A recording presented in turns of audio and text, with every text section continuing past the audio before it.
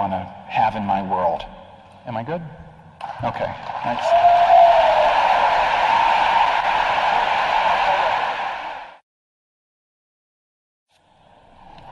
The first question, it says atheist question, 1 minute. So, I mean, you can take a little bit longer, but try to keep it to 1 minute. A question rather than a statement if you could. So, atheist number 1, ask your question, please. Atheist number 1 is wearing a white hoodie and blue jeans. Do you want to... We're asking for it. So this is a question. Why is this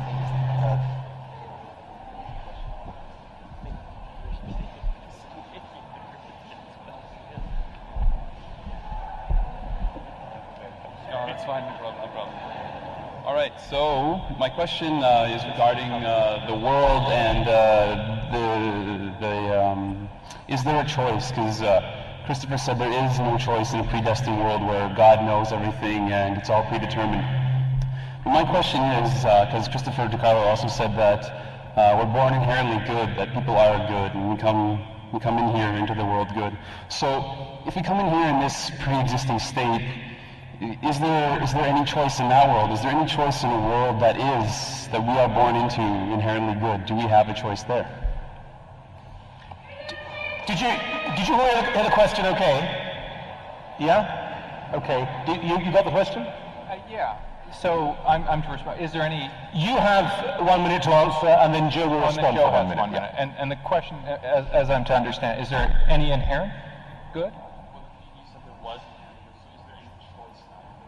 Oh, is there any choice? Oh, I see. Yes. Right. Yeah, sure. I mean, there's certainly the illusion of choice. I don't know if we ultimately are so determined that we can't even choose the type of clothes we want to wear because there are so many causal factors influencing us. In terms of normative choice, how I should behave towards others, I would say there's only choice insofar as my brain is working properly. And if it's not, I can do all kinds of nasty things, and no God, nowhere is going to fix what's going on in my brain. So it really comes down to neural processes. Yeah. Okay.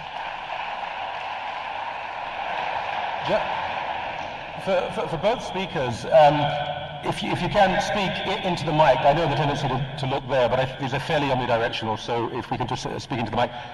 Joe, you have 1 minute to respond. Yeah, I'm not in the least bit surprised that Chris answered that in his worldview there's not ultimately any free choice. The atheist position ultimately must be biochemical and atomic determinism.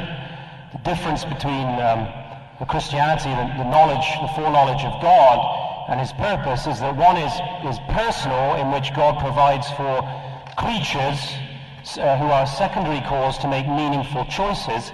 In atheistic thought, you have ultimately you're a product of your genes. As Dawkins has eloquently put it, you're dancing to your DNA. Now, Christopher says there that the question is only, as it comes to acting towards other people, is your brain working properly? Well, here we come back to the critical question again.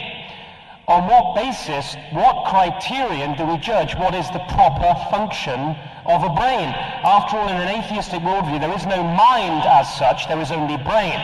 The idea of mind is immaterial, spiritual. So there is brain. So what is the criterion for judging between what is a valid functioning of a brain and what is an invalid functioning of a brain? It's just two types of functioning. Okay. There is no basis, transcendent basis for judging.